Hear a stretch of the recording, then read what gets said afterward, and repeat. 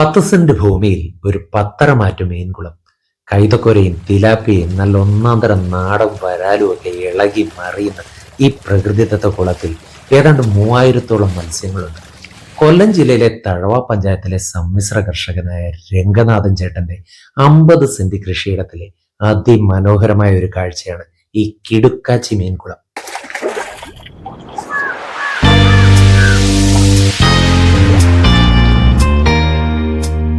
അപ്പോൾ ഈ വീഡിയോ ഇഷ്ടമായെങ്കിൽ എല്ലാവരും ഇത് പരമാവധി ആൾക്കാരിലേക്ക് ഒന്ന് ഷെയർ ചെയ്യുക. അതുപോലെ എല്ലാവരും നമ്മുടെ ചാനൽ ഒന്ന് സബ്സ്ക്രൈബ് ചെയ്യുക. നമസ്കാരമുണ്ട്. എൻ്റെ പേര് രംഗനാഥൻ എന്നാണ്. ഞാനൊരു കർഷക തൊഴിലാളിയാണ്. ഞാൻ തഴവ പഞ്ചായത്തിൽ 15-ാം വാർഡിൽ താമസിക്കുന്ന ഒരാളാണ്. എനിക്ക് എല്ലാവിധ കൃഷികളും ഉണ്ട്. അതിന് പുറമെ ഞാൻ വളർത്തുന്നത് മീൻകുളമാണ്. മീൻ വളർത്തലുണ്ട് എനിക്ക്. അത് നല്ല വൃത്തിയായിട്ട് നല്ല രീതിയിൽ തീറ്റയും കൊടുത്ത് വളർത്തുന്ന മീനെയാണ്. സിലോപ്പിയ ഉണ്ട്, വരാലുണ്ട്, റെഡ് പല്ലിയുണ്ട്, മറ്റ് ചില ഐറ്റങ്ങളെല്ലാം ഉണ്ട് മീനിൻ്റെ വളർത്തൽ. ഇനിയിപ്പം 2 മാസം കഴിയുന്നുണ്ടെ പിടിച്ച് അത് വിൽപ്പനയ്ക്കോ ആർക്കെങ്കിലും ആവശ്യമുള്ളവർക്കോ കൊടുക്കുകയും ചെയ്യാം. പച്ചക്കറികളെല്ലാം ഉണ്ട്. പാവലുണ്ട്, പടവളം, പിന്നെ പയറ്, മീറ്റർ പയറുണ്ട്, പിന്നെ കുക്കുംബറുണ്ട്. എന്നാലും പ്രധാനമായിട്ട് ഞാൻ വളർത്തുന്നത് പാവലും കുക്കുംബറുമാണ്. ഗൾഫിലായിരുന്നു. ഗൾഫിൽ നിന്ന് ചില ആരോഗ്യ പ്രശ്നമൊക്കെ ഉണ്ടായതുകൊണ്ട് ഞാൻ തിരിച്ചു പോന്നു. ഇപ്പം നാട്ടിൽ വന്നിട്ട് ചികിത്സയൊക്കെ കഴിഞ്ഞ് ഇപ്പം 4 വർഷം കൊണ്ട് കൃഷിപ്പണിയൊക്കെ ചെയ്ത് ഇങ്ങനെ നിൽക്കുകയാണ്.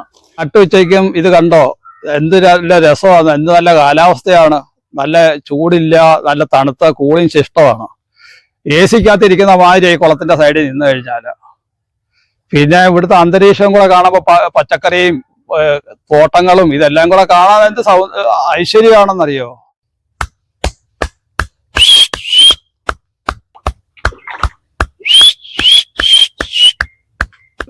വരുന്ന കണ്ടോ, നമ്മളിവിടെ നിൽക്കുന്നതുകൊണ്ട് അതിനെ കാണാൻ വരുന്നതാ. കണ്ടോ, വരുന്നത്.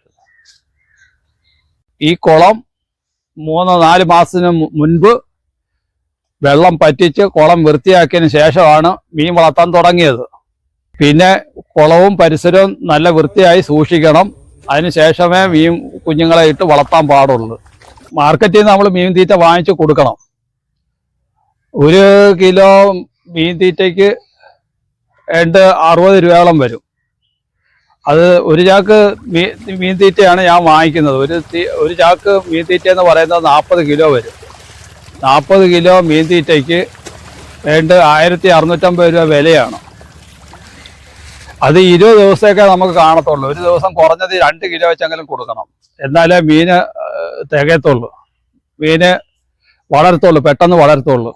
അപ്പോൾ അതനുസരിച്ച് വേണം നമ്മൾ തീറ്റ മേടിച്ച് കൊടുക്കാൻ. അല്ലാതെ അവശിഷ്ടങ്ങളൊക്കെ ഇട്ട് കൊടുത്തു കഴിഞ്ഞാൽ വെള്ളം ചീത്തയാകും. ഇതാകുമ്പോൾ ഒരു കാരണവശാലും വെള്ളം ചീത്തയാകത്തില്ല.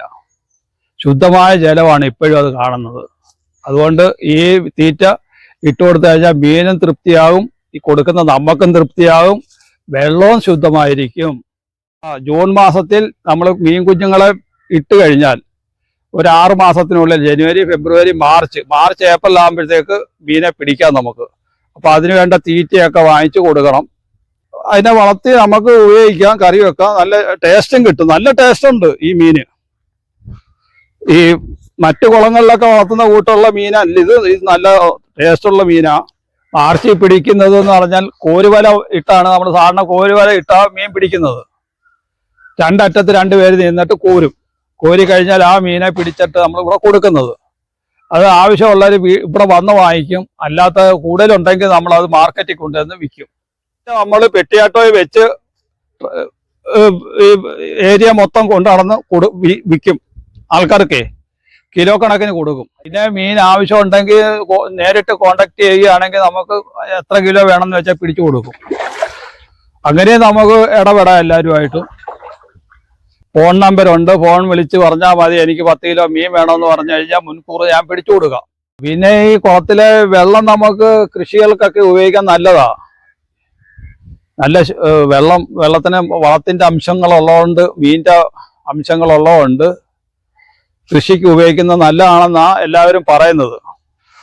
അപ്പൊ നമ്മൾ രാവിലെ വന്ന് ഗേറ്റ് തുറന്ന് ഇതിനകത്തോട്ട് കയറി കഴിഞ്ഞാൽ പിന്നെ വന്ന് മീന് തീറ്റ കൊടുക്കാൻ തുടങ്ങിക്കഴിഞ്ഞ് ഇതെല്ലാം കൂടെ കണ്ടു കഴിയുമ്പോൾ നമ്മുടെ മനസ്സിന് നല്ല സമാധാനമുണ്ട്. പിന്നെ പ്രശ്നങ്ങളെല്ലാം ദുഃഖങ്ങളും എല്ലാം നല്ലൊരു സന്തോഷം വരും നമുക്ക്.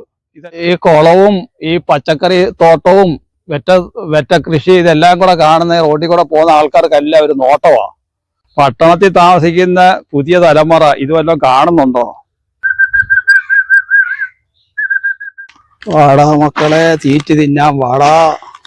ആദ്യമേ കുഴിച്ചതായി കൊച്ചുകുളം, അതിനുശേഷം പിന്നെ മീൻ കൃഷി ആദായകരമാണെന്ന് കണ്ടു കഴിഞ്ഞ് അപ്പം പിന്നെ വലിയ കുളം ഉണ്ടാക്കി. അങ്ങനെ പിന്നെ ഇപ്പം വലിയ കുളത്തിലോട്ടായി മീൻ വളത്തിലൊക്കെ. ഇപ്പം 2 കുളത്തിലും ഉണ്ട് കുറേശ്ശെ എല്ലാം ആവശ്യത്തിനുള്ള മീൻ ഇപ്പം കൊച്ചു കുളത്തിലും ഉണ്ട്, വലിയ കുളത്തിലും ഉണ്ട്. വെറ്റക്കുടി എന്ന് പറഞ്ഞാൽ 5 വാരമാണ് ഉള്ളത്.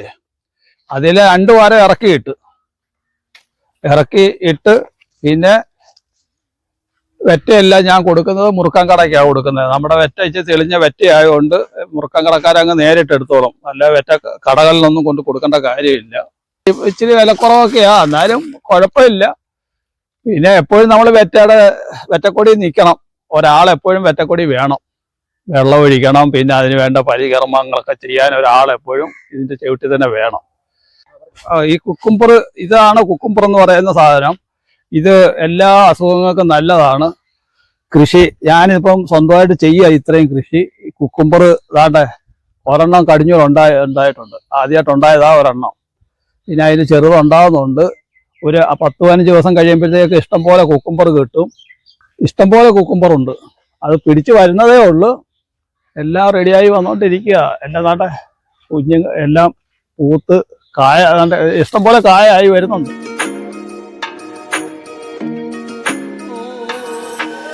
വേറെ ചെറിയ ഇനമാണ് ഈ കുക്കുംബർ എന്ന് പറയുന്നത്. വെള്ളയാ.